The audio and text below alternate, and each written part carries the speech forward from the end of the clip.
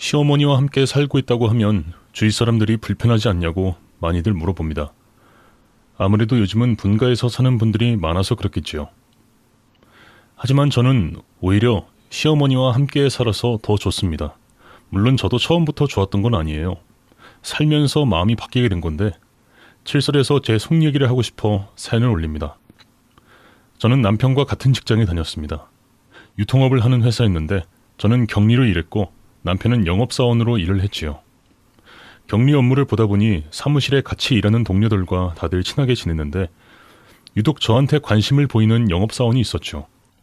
주말에는 뭐 하면서 지내냐, 영화 보는 걸 좋아하느냐 등등 이것저것 저한테 궁금한 게 많았어요. 그러다 보니 가까워졌고 그때 그 영업사원이 지금의 남편이 되었죠. 남편은 저와 사귄 지 2년 정도 되었을 때 결혼하자고 하더군요.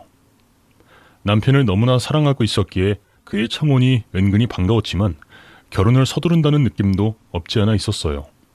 그 이유가 있었는데 그의 부모님께 인사를 드리러 갔을 때 알게 되었죠. 그 사람의 아버님, 그러니까 시아버님은 간암으로 투병 중이셨던 거였어요. 5년 전에 간암 판정받으시고 급하게 수술을 하셨는데 얼마 전에 재발하셔서 다시 치료 중이셨습니다. 병원에서는 마음의 준비를 하라고 한 상태라 그 사람도 생각이 많아 보였죠. 그래, 우리 강우가 미래양이랑 결혼하고 싶다고 난리인데 우리가 지금 이런 상황이라 마음이 급하긴 해요. 미래 씨만 괜찮으면 결혼을 좀 서둘러도 될까요? 시어머니가 제 손을 잡고 조심히 꺼내신 말. 이미 몇 차례 암투병을 함께 하신 어머니는 얼굴에도 지친 기색이 역력했어요. 왠지 제가 힘이 되어드리고 싶다는 생각이 절로 들 정도로요. 저도 그 사람을 사랑하기에 결혼을 마다할 이유는 없었지요. 네, 어머님, 저도 강우 씨랑 함께 하고 싶어요. 그리고 어머님, 아버님께 힘을 보태드리고 싶고요. 너무 고마워요. 사실 병원에서 마음의 준비를 하라고 한 상황이라 마음이 자꾸 급해져요. 강우 아빠도 미래 씨가 우리 식구가 된다고 너무 좋아하고 있어요. 앞으로 잘 부탁해요. 저희 집에도 아버지가 일찍 돌아가셨기에 남은 사람의 고통이 얼마나 큰지 잘 알았어요. 그래서 시어머니의 마음이 어떠실지 어느 정도 와닿았죠. 이런 사정을 엄마께 조심스레 말씀드렸는데 엄마는 제가 그 사람을 얼마나 좋아하는지 아셨기에 걱정은 되지만 결혼을 허락해 주셨어요. 양가 결혼 허락을 받고 급하게 결혼식을 준비했습니다. 허례허식은 모두 치우고 정말 필요한 것들만 준비했어요. 우리 두 사람이 제일 중요하다는 생각으로요. 드디어 결혼식을 하는 당일, 양가 부모님들은 눈물을 감추실 수 없었죠. 친정엄마는 먼저 가신 아버지 생각에 눈물 지으셨고 시어머님은 시아버지 손을 붙잡고 눈물을 흘리셨죠. 양가 친척분들도 상황을 다 아시기에 남몰래 눈물 지으시는 분들이 많았어요. 오랜 병상으로 초췌해지셨던 시아버님, 오랜만에 옷을 차려입으시고 머리도 손질하신 모습이 얼마나 멋지시던지 얼굴빛도 많이 밝으셨지요. 정말 지금도 잊을 수 없는 뜻깊은 날이었어요. 저희의 신혼생활은 시댁과 합가로 시작했습니다. 남편이 시아버님과 함께 시간을 보내고 싶다고 했거든요. 병원에서는 입원 치료를 권유했지만 아버님은 집에서 마지막을 보내고 싶다고 하셨고 집에서 진통제로 하루하루를 버티셨어요. 괴로워하는 시아버님을 위해 가족들은 한마음이 되어 최대한 편히 계시도록 애썼지요. 그러다 보니 자연스레 하루하루에 감사하는 마음이 들더라고요. 어차피 저는 결혼 후에도 일을 했기 때문에 합가에서 생활하는 게 크게 불편하진 않았어요. 하지만 환자를 돌보는 집안 분위기가 가끔 무겁게 느껴졌는데 그럴 땐 남편과 교회로 외출해서 기분 전환도 했죠. 그렇게 지내던 중 아버님께서 위독한 순간이 왔어요. 정신을 잃으신 아버님을 붙들고 남편은 병원으로 가자고 울며 말했지만 어머님은 아버님이 원치 않으셨다며 슬프지만 아버님의 뜻을 이어주자고 하셨지요. 그렇게 하룻밤을 보내고 이튿날 아버님은 조용히 세상을 떠나셨습니다. 저희가 결혼을 하고 6개월이 지났을 때였죠. 시아버님과 함께한 시간은 짧았지만 새로운 가족이 되어서 함께한 시간은 결코 짧지 않았어요. 장례를 지내는 동안 시어머니는 담담히 후련하다고 말씀하셨지만 얼굴에 이별에 대한 슬픔이 고스란히 드러나셨죠. 저도 함께 마음이 너무 아파서 어머님의 손을 꼭 잡아드렸어요. 남편은 장례식이 끝나고 마무리가 되자 제 손을 붙잡고 고맙다며 인사를 해줬죠. 미래야, 덕분에 아버지가 우리 결혼식을 보고 가신 것 같다. 정말 고마워. 네가 있어서 내가 아버지께 효도할 수 있었어. 아니야, 나도 가족이 되어서 정말 행복한 시간이었어. 오빠도 알다시피 나 어릴 때 아빠가 돌아가셨잖아. 한동안 모르고 지냈던 아버지의 사랑을 느낄 수 있어서 아버님께 너무 감사했어. 시아버님은 저를 정말 예뻐해 주셨어요. 거동이 힘들어 함께 뭘 하진 못했지만 늘 저에게 건네는 말씀은 사랑으로 넘치셨죠. 시아버님이 가시고 난 이후 남겨진 가족들은 그렇게 생전을 추억하며 다시 일상으로 돌아왔죠. 혼자 되신 어머님을 생각해 당분간 합가해서 계속 지내기로 했어요. 여전히 맞벌이를 했기에 생활이 크게 달라지진 않았지만 조금씩 불협화음이 생기기 시작했지요. 그간 시아버님께 집중되어서 드러나지 않던 것들이 문제가 되기 시작했어요. 결혼 전까진 남아있던 사람들이니 같이 지내면서 서로 맞추는 것은 당연했지요. 그런데 시어머님의 심리 상태가 불안해서 그런지 제가 하는 것들이 마냥 못마땅하셨죠. 좋은 소리도 한두 번이라는데 이런 것도 못해내는 식의 지적은 제 정신력을 갉아먹었어요. 표정이 점점 안 좋아지는 저를 보고 남편은 기분 전환을 시켜주고 싶었나 봐요. 그래서 오랜만에 둘이서 외식을 하고 집에 들어간 날이었죠. 어머님, 저희 왔어요.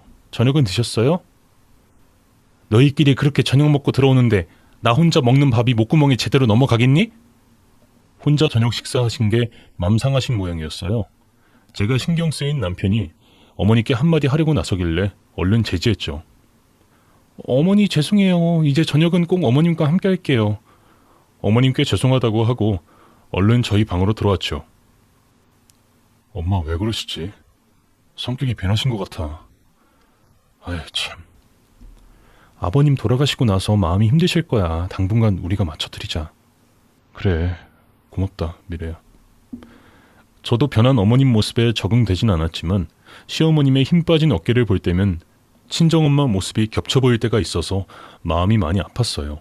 그래서 당분간은 어머님께 많이 맞춰드려야겠다고 생각했죠. 하지만 그런 저의 노력에도 불구하고 어머님은 나아지지 않으셨어요. 빨래는 색깔별로 해야지. 흰 수건이 다 물들잖니. 매번 이렇게 시켜 먹으면 몸에 좋을 게 뭐가 있겠니? 직장 다닌다고 고생한 건 안다만 그래도 주부가 집에서 밥을 해야지. 너희 화장실 청소는 하는 거니? 변기에 물때가 그대로잖니. 이제 결혼 1년 차. 결혼 전에도 직장 생활만 했었는데 제가 살림에 대해 얼마나 잘 알겠어요. 그래도 나름 한다고 했는데 시어머니는 성에 안 차셨죠. 제가 직장에 나가 있는 동안 저희 방이랑 화장실 등을 살펴보시곤 정리 안 한다고 뭐라 하시고 그나마 살림을 한다고 해놓으면 마음에 안 드신다고 뭐라 하셨죠. 저의 인내심은 점점 수위를 넘어섰고 남편과 다툼으로 이어질 때도 있었죠. 남편은 그런 일이 잦아들자 심각성을 느꼈어요. 그래서 어머님께 말씀을 드리기에 이르렀죠. 엄마, 요즘 많이 예민하신 것 같아요. 그게 무슨 말이냐? 아버지 돌아가시고 엄마 힘드신 거 잘 알고 있는데 그렇다 해도 요즘 너무 달라지셨어. 네가 얘한테 그렇게 말했니? 아들의 얘기에 화살이 저한테 날아왔죠. 아니에요, 어머니. 제가 느낀 걸 말씀드리는 거예요, 엄마. 처음엔 화를 내시던 시어머니도 차츰 진정을 하시더니 이윽고 다시 말씀을 꺼내셨죠. 그래, 솔직히 내 마음이 요즘 편하진 않다. 그동안 네 아빠한테 온 신경을 써서 그런지 나도 요즘 내가 조절이 잘 안 돼. 병원을 가보든지 일을 하러 나가든지 해야겠다. 어머님 본인도 전과 다르다고 느끼신 모양이었어요. 남편이 얘기를 꺼내긴 했지만 막상 말을 꺼내고 나니 저도 마음이 편하진 않았죠. 그래서 나도 모르게 한숨을 쉴 때가 많아졌어요. 하루빨리 마음이 편안해졌으면 했지요. 그러고 나서 일주일 뒤 시어머니는 저희를 불러 앉히시고는 그간 결심한 얘기를 꺼내셨어요. 나 다시 미용실을 할까 싶다. 미용실요? 시아버님이 암에 걸리시기 전 시어머니는 미용실을 운영하신 모양이었어요. 아버님 병수발을 위해 그때 운영하시던 건 처분하신 모양인데 다시 그 일을 하시겠다는 거였죠. 미용실 다시 하면 손님한테 스트레스 받을 텐데 괜찮겠어요, 엄마? 뭐 손님 한두 번 받아보니? 네 아버지 때문에 정리한 건데 다시 할 수 있어. 밤에 잠도 안 오고 몸이 힘들면 집에 와서 푹 잘 거고 그 김에 돈도 모으고 딱 좋다. 그러니 그렇게 하루. 방법이 될 수도 있겠다 싶었어요. 어머님은 아직 젊으셨고 마냥 집에 계시는 것보다는 매일 출근하는 곳이 생기면 조금 더 일찍 안정을 찾으실 수 있을 것 같았죠. 그렇게 시어머님은 미용실 운영을 시작하셨어요. 원래 하시던 일이라 그런지 단골도 금방 생기고 동네 사랑방처럼 놀러오는 손님도 생겼죠. 아버님과 결혼 후 쭉 살던 동네라 자리를 쉽게 잡으셨어요. 일을 시작하실 땐 많이 피곤해 하셨는데 금방 적응을 하시더니 얼굴도 많이 밝아지셨어요. 무엇보다 집안일에 신경을 덜 쓰시게 되었죠. 저도 그동안 어머님이 가르쳐 주신 대로 집안일을 했고 실수하는 게 있더라도 어머님은 너그럽게 받아주셨죠. 내가 그동안 정말 예민하게 굴었던 것 같구나. 혹시 맘 상한 일이 있었다면 웃어 넘기려무나. 아니에요, 어머니. 제가 잘 못해서 그런 거죠. 어머님 요즘 너무 좋아 보이세요. 그리고 멋지세요. 그래? 고맙다. 사실은 내가 갱년기더구나. 밤에 잠도 잘 못 자고 감정 기복이 심해서 병원에 갔더니 폐경 이후에 갱년기로 고생하는 사람이 많다고 하는구나. 어머님께서 그동안 왜 그렇게 예민하셨는지 이해가 되었습니다. 같은 여자로서 너무 힘드셨겠다 싶었어요. 그 이야기를 듣고 저는 어머님께 더 신경 써드렸어요. 갱년기에 좋다는 식품도 사드리고 어머님 기분이 어떤지 더 세밀하게 살피고 맞춰드렸죠. 먼저 속마음을 얘기해 주시니 정말 어머님과 많이 가까워진 기분이었어요. 그동안 어머님 마음이 많이 힘드셨을 텐데 좀 더 헤아려 드리지 못했던 것 같아서 죄송한 마음도 들고요.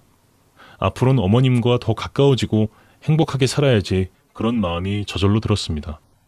다행히 어머님은 일을 다시 시작하신 후로 활력이 넘치셨고 얼굴도 몸도 엄청 건강해지신 것이 느껴졌어요.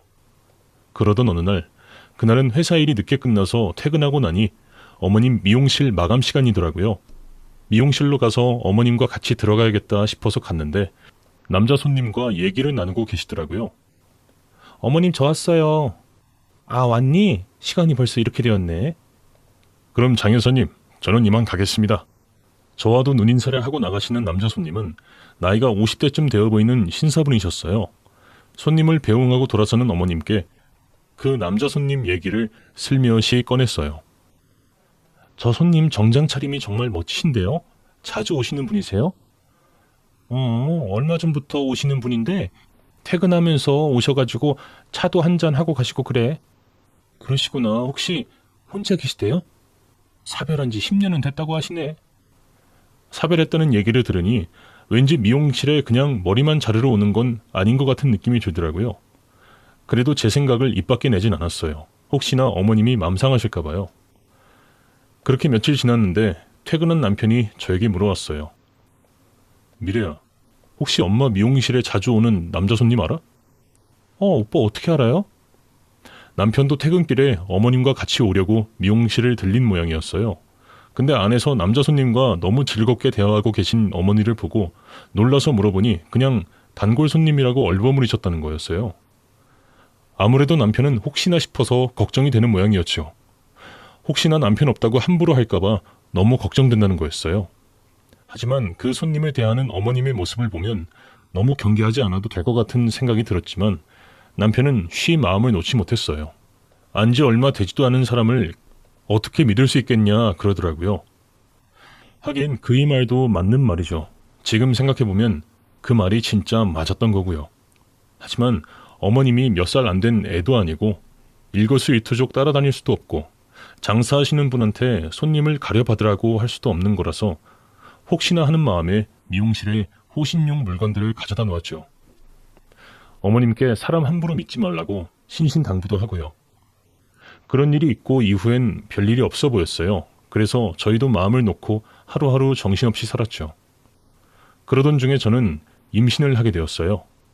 결혼을 하고 바로 임신 준비를 했지만 잘 들어서지 않아서 걱정했는데 시간이 흘러 드디어 아기가 찾아온 거였죠. 막달까지 일을 병행하느라 정신없이 보내고 육아휴직을 하면서 그제야 제 시간이 좀 생겼죠. 그리고 기다리던 아이가 건강하게 태어났어요. 집에 아기 울음소리가 들리니 분위기가 많이 다르더라고요. 그전엔 좀 각자 사는 느낌이 있었는데 아이 하나로 온 가족이 똘똘 뭉치는 기분? 이제야 진짜 가족이 되었구나 싶었어요. 저도 남편도 아이에게 온 정신이 팔려 있어 시어머님 가게엔 더더욱 들리는 일이 없었어요. 그러던 중에 어머님이 저녁 식사를 물리시고 할 얘기가 있다고 하셨어요. 저기 정우야, 그리고 세아가 예전에 미용실에서 마주친 남자 손님 기억하니? 아, 단골이라고 하신 분이요? 네, 기억나요. 왜요, 어머님? 그게 그동안 그분이 엄마를 많이 챙겨줬어. 자주 오셔서 엄마 얘기도 많이 들어주고 교회로 바람 쐬러도 다니고 그러면서 나도 빨리 안정이 될 수 있었던 것 같아. 그래서 작년부터 만나고 있었는데 아직 엄마가 살 날이 많잖아. 남은 날들을 그분하고 함께하면 어떨까 싶어서.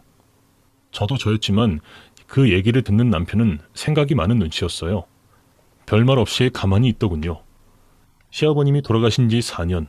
남편은 본인 아버지이니 마음속에 다른 사람이 들어갈 수 없겠지만 어머님은 이제 50대이신데 아직 사실 날이 많기에 혼자 계시라고만 하실 순 없었죠. 오히려 함께 의지할 분이 있다면 덜 외롭고 좋다고 저는 생각했어요. 그분 맞죠, 어머니? 정장이 참 잘 어울리셨던 분. 그래, 그분 맞아. 나도 그때는 몰랐는데 요 앞에 사거리에 높은 건물 있지 않니? 그 건물이 글쎄 그분 거더라. 그건 말고도 며칠 더 있는 모양이야. 엄마도 결혼이란 건 생각도 안 하고 있었는데 그 아저씨도 사별한 지 10년이 넘었더라고. 재산이 있으니 고생할 것도 없고 남은 인생 서로 위하며 살자는 말이 엄마 가슴에 딱 들어와서. 어머님 본인 인생이신데 저희 눈치를 보시며 쩔쩔매시는 모습이 안쓰러워 보였어요. 남편은 별말 없이 방으로 들어가 버렸죠.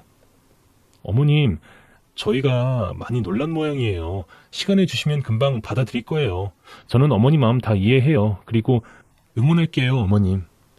그래, 네가 그렇게 얘기해주니 마음이 좀 편하구나. 고맙다. 씁쓸한 표정을 지으시는 어머님. 그만큼 남편도 충격을 받았는지 한동안 어머님께는 말도 안 걸고 그러더라고요. 그래도 생각을 곧 바꾸고 받아들일 거라고 생각하며 기다리는데 남편이 이상한 행동을 했던 게 어머님 때문이 아니라는 걸 알게 됐어요. 그게 무슨 말이야?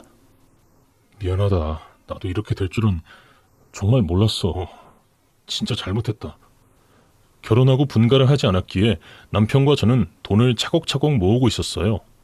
언젠가 집을 살지도 모르고 혹은 주택을 지어서 사는 것도 좋을 것 같아서 통장에 찍힌 숫자를 보며 미래를 꿈꿨는데 남편은 더 큰 돈을 벌길 바랬나 봐요. 남편 친구가 주식을 하는데 수익이 대박났다는 소리에 손을 댄 모양이었어요.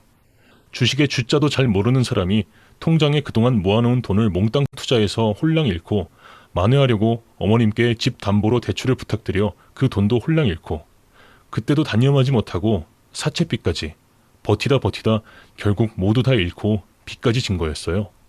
죄인처럼 고개를 푹 숙이고 얘기하는 남편이 정말 내 남편이 맞나 싶어 몇 번이나 다시 쳐다봤습니다. 믿을 수가 없었어요. 평소에 그렇게 신중한 사람인데 어떻게 이렇게까지 일을 벌릴 수가 있는지. 정말 미안해. 돌도 안 된 아이가 칭얼대며 울기 시작했고 저는 할 말을 잃었죠. 앞으로 어떻게 할 거야? 어머님도 어떻게 나한테 한마디 말씀도 없이 대출을 받아주실 수 있어? 내가 너한테는 비밀로 하자고 했어. 잘 될 줄 알았어. 나도 이제 책임져야 할 자식도 있으니까 정말 좋은 아빠가 되고 싶었어. 남편의 마음을 모르는 건 아니었지만 일이 이렇게 터지고 보니 모든 것이 한심해 보였고 어머님마저 원망스러웠습니다. 저도 육아휴직 중이었고 남편의 월급으로는 도저히 감당이 안 되는 액수였어요. 다음 날부터 빚 독촉이 시작되었어요. 집은 말 그대로 쑥대밭이 되었고 어머님은 결국 미용실을 파시고 일부 빚을 갚았습니다. 정말 딱 죽기 직전만큼 힘들 때 어머님께서 저희 부부를 부르셨어요. 박 사장님이 빚을 해결해 준다고 하시는구나. 네? 그게 무슨 말씀이세요, 엄마? 이번에 미용실 팔면서 사정을 알게 되었는데 집 담보로 대출받은 거 본인이 해결해 주겠다고 하시네. 그리고 이참에 일도 그만두고 편하게 노후 보내자고 하시는구나. 어머님과 만나시는 분께서 저희 사정을 아시고 저희 빚을 해결해 주신다는 말에 저도 남편도 너무 감사했죠. 그 주에 저희 집에 그분이 오셔서 같이 식사를 했는데 대화를 나누어 보니 너무 좋으신 분이셨어요. 어머님을 바라보는 시선과 챙겨주시는 것이 진심으로 따뜻하게 느껴졌어요. 아버님 가시고 혼자 된 어머님이 늘 걱정이었는데 만나고 계신 박 사장님을 직접 보니 마음이 놓였습니다. 두 분이서 서로 의지하며 노후를 보내실 생각을 하니 너무 기쁘더라고요. 그리고 저희 아들도 친손주처럼 얼마나 예뻐해 주시는지 그날 저녁 먹고 다과를 하는 내내 아들을 안고 계셨어요. 너무 예쁘다고 하시면서요. 그분이 가시고 엄마, 박 사장님 직접 뵈니 정말 좋으신 분 같아. 그랬니? 알면 알수록 그렇더구나. 네, 어머님 성품도 좋으시고 너무 따뜻한 분 같으세요. 그렇게 어머님은 재가를 하셨습니다. 감사하게도 저희에게 집 명의를 넘겨주셨고 새아버님 덕분에 남편이 저질러 놓은 빚을 깨끗하게 해결하고 새롭게 출발할 수 있었어요. 어머님도 너무 행복해 보이셨어요. 모든 것이 좋았습니다. 저도 아이가 돌이 지나서 어린이집에 보내고 회사로 복직을 했습니다. 1년을 쉬고 다시 복직했던 터라 적응하는 데 시간도 필요했고 그때 마침 회사에서 출시한 신제품이 대박을 치면서 눈코 뜰 새 없이 바빴어요. 아침에 눈 떠서 아이 아침밥 먹이고 어린이집 보내고 출근하기 바빴고 퇴근하면 부랴부랴 아이를 찾아서 집에 와서 밥 먹이고 이것저것 정리하고 나면 남편 퇴근 시간, 늦은 저녁밥을 남편과 같이 먹고 나면 아이 씻기고 재울 시간, 9시나 10시가 되어서야 집안일을 할 수 있었어요. 설거지에 청소에 빨래에 다 하고 나면 정말 파김치가 되었어요. 워킹맘의 현실은 점점 늙어가는 얼굴과 마주하는 것, 남편에게 내는 짜증이 늘어나는 것, 눈에 넣어도 안 아픈 내 새끼한테 소리 지르는 것이 일상이 되어버리는 것, 그런 것들이었어요. 그렇게 전쟁 같은 평일이 지나면 주말에는 완전 녹초가 되었어요. 그런 생활을 반복하다 보니 자연스레 어머님 아버님 댁에 가는 횟수도 줄어들었어요. 두 분도 한참 신혼이라 여행 다니기 바쁘신 것 같더라고요. 그러던 어느 날 영업부에 있던 남편이 회사 일로 너무 스트레스를 받아서 몸이 점점 안 좋아지더니 출근하는 아침에 쓰러진 적이 있었어요. 친아버지가 간암으로 돌아가셨기에 가족력이 무서워서 늘 건강을 신경 쓴다고 썼는데 막상 남편이 쓰러지니 심장이 멎는 줄 알았죠. 이러면서 육아하는 나만 힘들다고 매일 징징거리며 남편에게 오만 스트레스를 풀었는데 막상 남편은 혼자 모든 걸 삭히고 있었어요. 너무 미안했고 저 때문에 남편이 그렇게 된 것 같아서 죄책감이 들었습니다. 이틀간 입원해서 진료를 받은 남편은 간 수치가 너무 높다고 당분간 절대 안 정하고 식습관 관리 잘해야 된다고 그렇게 약을 처방받아서 퇴원을 했습니다. 퇴원하는 날 어머님 아버님이 저희 집으로 오셨어요. 아이고 강우야 괜찮니? 아버님께서 걱정 가득한 눈으로 남편의 손을 잡았고 네 아버지 괜찮아요. 걱정 많이 하셨죠? 어머님 눈에는 눈물이 그렁그렁 하셨어요. 그런데 어쩐지 어머님께서는 많이 야위신 것 같더라고요. 온 가족들의 관심이 남편에게 쏠려서 여쭤보지 못했는데 어머님은 결혼하신 후로 계속 살이 빠지는 것 같았어요. 그날 저녁 아버님께서는 강우야, 부친께서도 간암으로 돌아가셨는데 걱정이구나. 이참에 회사를 쉬면서 몸을 좀 돌보는 건 어떠니? 아니에요. 근래에 좀 무리를 해서 그렇지 평소에는 건강해요. 걱정해 주셔서 감사합니다. 내가 관리하는 건물이 몇 개 있는데 안 그래도 믿고 맡길 관리자가 필요해서 말이야. 강우가 세입자 관리도 좀 해주고 맡아서 해주면 좋을 것 같은데. 관리자요? 신경 써주셔서 감사해요. 고려해볼게요. 아버님은 쓰러진 남편을 많이 걱정하셨고 직장 그만두고 본인 건물을 관리하며 편하게 살아라고 하셨어요. 저보고도 일 그만두고 손자 잘 키우면서 살림만 하며 살면 어떠냐고 하셨고요. 그렇게 신경 써주시는 게 너무 감사했죠. 그래도 저희는 아직 너무 젊고 우리를 필요로 하는 자리가 있으니 좀 더 생활전선에서 열심히 살고 싶다고 말씀드렸어요. 말은 그렇게 했지만 우리 가정에 무슨 어려움이 생기면 언제든지 도움을 청할 곳이 있다는 생각에 내심 너무 든든하고 기뻤습니다.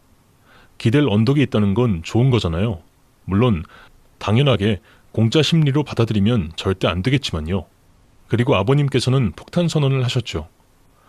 참 너네 보기 부끄러운데 하며 입을 여셨습니다. 니네 엄마가 임신을 했단다. 네? 임신이요? 저희는 너무 놀랐고 말문이 막혀서 축하한다는 말도 쉽게 안 나오더라고요. 한참을 정말요? 네? 만 반복하다가 어머님 너무 축하드려요 하고 말씀드렸습니다. 어머님은 부끄러우신지 고개를 숙이셨죠. 임신 때문에 어머님이 살도 빠지고 얼굴도 안 좋으셨나 보더라고요. 그렇게 두 분이 돌아가시고 근데 뭔가 이상했습니다. 어머님께서는 분명히 폐경을 하셨고 갱년기 증상으로 힘들어하셨는데 그런 어머님께서 임신이라니요. 그러나 뭐 그런 걸로 거짓말 하실 분들도 아니고 간혹 그런 기적 같은 일도 생기고 하니 참 세상에 이런 일도 있구나 하고 넘겼습니다. 그렇게 한 달쯤 지났던가요? 회사 월차를 내고 집에서 쉬고 있는데 마침 아들 녀석이 계속 밖에 나가자고 칭얼거려서 오랜만에 시댁에 인사나 드리러 갈까 싶어서 어머님께 전화를 걸었어요. 그런데 전화를 받지 않으시더라고요. 세 통을 연달아 했는데 받지 않으셔서 일단 시댁으로 발걸음을 향했습니다. 이미 아이 데리고 나온 거 집에 안 계시면 근처가 친구 집이니 친구 집이나 가지 뭐 하는 마음으로요. 시댁 앞에 도착해서 초인종을 누르자 일하시는 이모님이 문을 열어주셨어요. 안녕하세요. 어머님 댁에 안 계세요? 아, 사모님 계세요. 그때 어머님께서 안방에서 나오셨어요. 아이고, 우리 똥강아지 지훈이 왔구나. 애미 왔니? 말도 없이 어쩐 일이야. 어머님 전화 몇 번 드렸는데 안 받으시기에 그냥 와봤어요. 아이, 그랬니? 내 핸드폰이 고장나서 수리를 맡겼지 뭐니. 잘 왔다 잘 왔어. 여기 앉거라. 어머님께서는 거실 소파로 손자를 안고 가셨어요. 어머님, 안색이 안 좋으세요. 어디 편찮으세요? 그러니? 아니야, 나는 너무 건강해서 탈이지. 강우는 괜찮니? 내가 연락도 잘 못했구나. 어머님, 입덧하시는 거예요? 살이 더 빠지셨어요. 그래, 그렇지 뭐. 그러고 보니 어머님께서는 제가 아시고 언제부터인가 저희한테 종종 하시던 안부 전화도 잘 안 하시고 손자가 많이 보고 싶으셨을 텐데 저희 집에 왕래도 안 하셨어요. 신혼이라서 그러겠거니 했고 저희도 먹고 산다고 너무 바빴던 터라 이상하게 생각 안 했는데 갈수록 살이 빠지고 안색이 어두워지시는 어머님을 뵈니 좀 이상했습니다. 임신해서 그런가 보다 했는데 어쩐지 가사 일 봐주시는 이모님도 뭔가 숨기는 듯한 눈치고 아버님이랑 사이가 안 좋으신가? 하고 생각하다가도 한 달 전에 아버님과 저희 집에 함께 오셨을 때를 떠올리며 제가 괜한 걱정을 하는 건가 하고 머리를 흔들었습니다. 그날도 아버님께서는 연신 어머님 손을 잡으시며 사랑스럽게 쳐다보셨고 저희 부부와 손자를 많이 이뻐하시는 모습이셨거든요. 어머님, 아버님은 언제 오세요? 아, 요즘 일이 많아서 좀 늦게 들어오시는구나. 참, 애미야, 그게... 어머님은 제게 무슨 말을 하고 싶어 하시는 듯 했어요. 그런데 뭔가 불안한 듯 연신 주변을 살피셨고 집안에 일하는 사람들이 왔다 갔다 할 때마다 말을 멈추셨죠. 뭔가 너무 이상했습니다. 그때 아버님께서 돌아오셨어요. 우리 며느리 왔니? 아, 네, 아버님 다녀오셨어요. 일찍 오셨네요. 그래, 어쩐지 오늘 집에 일찍 오고 싶더구나. 저녁 먹고 천천히 놀다 가렴. 네, 아버님 그럴게요. 옷 갈아입고 나오마. 여보, 이거 좀 받아줘요. 아버님이 서류봉투 같은 것을 어머님께 내밀었고 어머님은 자리에서 일어나시며 아버님을 따라 안방으로 들어가셨어요. 그때 어머님께서 급하게 제 손에 쪽지 하나를 쥐어주셨고 저는 놀라고 당황스러웠지만 쪽지를 주먹으로 꽉 쥐었습니다.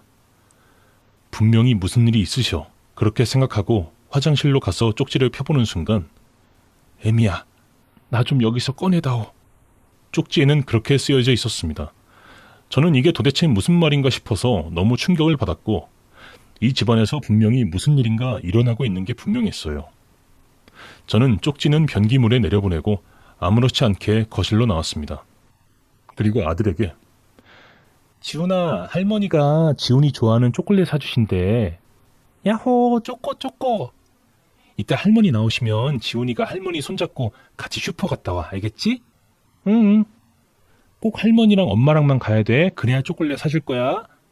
저는 아들 녀석을 시켜서 어머님과 함께 밖으로 나갈 생각이었어요. 아버님이 편한 옷으로 갈아입고 거실로 나오셨고 그 뒤로 어머님이 따라 나오셨죠. 그때 아들 녀석이 어머님한테도 뛰어가서는 할머니 쪼꼬 사줘 쪼꼬 하고 매달리기 시작했습니다.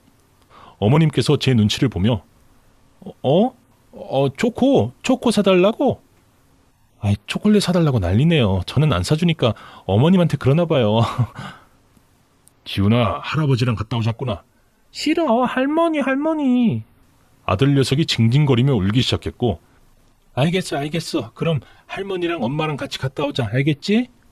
응. 그렇게 어머님과 아들 녀석을 데리고 그 집을 나왔습니다.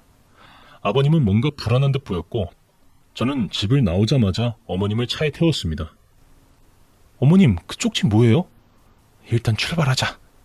어머님은 온몸을 떨고 계셨어요. 저는 집으로 차를 몰았고 가는 길에 남편에게 전화를 걸어서 빨리 퇴근하고 집으로 오라고 했죠. 어머님은 집에 도착할 때까지 너무 불안해하셨어요. 더 이상 저도 왜 그런지 묻지 않고 일단 저희 집으로 갔습니다. 저희가 집에 도착하고 10분도 안 되어 남편도 집에 왔어요. 엄마, 무슨 일이에요? 남편이 걱정스러운 눈으로 어머님께 물었고, 너희에게 할 말이 있단다. 그렇게 시작한 어머님의 이야기에 저희는 정말 기함하는 줄 알았습니다. 어머님 이야기는 충격 그 자체였어요. 이야기 중간중간에 남편은 욕을 하며 자리에서 벌떡 일어났고 저는 너무 놀라서 말도 안 돼, 말도 안 돼만 되풀이했던 것 같습니다. 어머님은 아버님과 대화도 잘 통하고 또 여유가 있는 분이라 남은 평생 편하게 둘이서 노후를 즐기며 그렇게 살아도 좋겠다는 생각을 하셨다고 해요. 그러나 다 늙어서 재가를 한다는 게 영 자식들 보기, 주변 사람들 보기에 나쁘끄러워서 선뜻 결정을 못하고 있었는데 그때 마침 남편이 주식으로 그동안 모아놓은 돈과 사채 빚까지 써서 다 날려먹었고 아버님께서는 자신과 결혼해주면 그 빚을 다 갚아주시겠다고 하셨답니다. 그리고 미용실도 처분하고 남은 평생 돈 걱정 없이 살게 해주겠다고요. 어머님이 돈에 욕심이 있었던 것은 아니었지만 자식들이 당장에 다 날려먹고 이제 갓 돌된 손자 녀석과 길바닥에 남게 될 형편이 되자 아버님의 뜻을 받아들였다고 해요. 그렇게 재가를 하고 몇 달은 행복했다고 합니다. 그런데 시간이 지날수록 아버님의 두 얼굴을 발견했다고 해요. 아버님은 많은 재력으로 수많은 여자들을 만나고 있었어요. 어머님 눈에 띈 여자만 4-5명이라고 했습니다. 처음에는 어머님 몰래 바람을 피다가 어머님에게 걸리자 아버님은 오히려 뻔뻔스럽게 눈 감고 살아라고 했답니다. 당신 자식들 빚 갚아주고 했으면 이 정도는 참고 살아야 하는 거 아니냐고요. 어머님께서 이혼을 요구하자 그럼 아들 밑으로 들어간 돈 다 갚아라고 했답니다. 그 돈 갚기 전까지는 이혼 못한다고요. 아버님은 대외적으로 활동이 많으신 분이었는데 근래에는 지역 정치에도 살짝 발을 담그셨죠. 그래서 아버님께서는 눈에 보이는 체면을 굉장히 중요하게 여기셨어요. 어머님은 편안한 가정을 꾸리며 사는 것처럼 보이게 하는 수단에 불과했던 거였죠. 어머님을 집안에 꽁꽁 묶어놓고는 자신은 지금까지 그랬듯 온갖 젊은 여자들이랑 놀아놨고 버젓이 어머님 앞에서도 불륜을 저질렀다고 합니다. 그리고 한 달 전에는 그 여자 중 한 명이 임신을 했고 아이를 지울 수도 없는 개월수라 아버님, 아니 그 인간은 어머님께 임신했다고 거짓말을 시켰다고 합니다. 그렇게 해주면 아들 내외 평생 먹고 살 걱정 없게 해준다고요. 그래서 그날 저희 집에 와서 남편에게 건물 관리하며 책임자 자리를 권했던 것이었고 저에게도 일 그만두고 손자 키우면서 편하게 살아라고 했던 거였습니다. 집안에 일하는 사람들도 다 아는 사실이라고. 그런데 어느 하나 어머님을 도와주는 사람은 없었습니다. 어머님의 일거수일투족을 감시하며 심지어 핸드폰도 고장난 게 아니라 아버님께서 가지고 가셨다고 하더군요.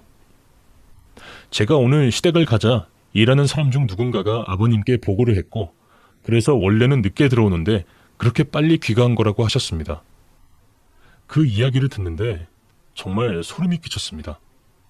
쓰레기도 이런 쓰레기가 없었어요. 어머님은 몇 번이고 그 집에서 나오고 싶었지만 자식이 뭔지 그 돈이 뭔지 아버님께 그걸로 발목을 잡힌 채 그렇게 살았던 거였어요. 눈물이 쏟아졌습니다. 엄마, 왜 그런 얘기를 안 했어요? 바보같이. 남편이 소리내서 울었습니다. 자신이 사고만 안 쳤어도 어머님이 그렇게 참지 않으셨을 텐데 하면서요. 저도 너무 죄송했습니다. 그런 줄도 모르고 좋은 분 만나서 행복하게 사는 줄만 알았던 지난 날들이 너무 죄스러웠습니다. 매일 아버님께 세뇌 아닌 세뇌를 당하며 자식을 볼모로 어머님께서는 그렇게 1년 가까운 시간을 보내셨어요. 그러다가 이번 임신 사건이 터지면서 도저히 이렇게는 못 살 것 같아서 죽을까 하는 생각도 했는데 그때 마침 제가 간 거라고 하더군요. 그래서 저한테 쪽지를 건네신 거였고요. 저희는 바로 이혼 소송을 했습니다. 임신 사실만으로 불륜의 정황과 이혼 결격 사유가 충분했기에 저희는 당연히 승소했어요.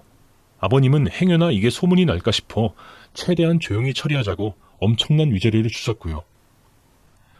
이렇게 쉽게 끝날 일이었는데 어머님은 그 쓰레기의 세뇌로 두 눈과 두 귀에 가려져 그런 정상적인 판단도 할 수가 없었던 것이었어요.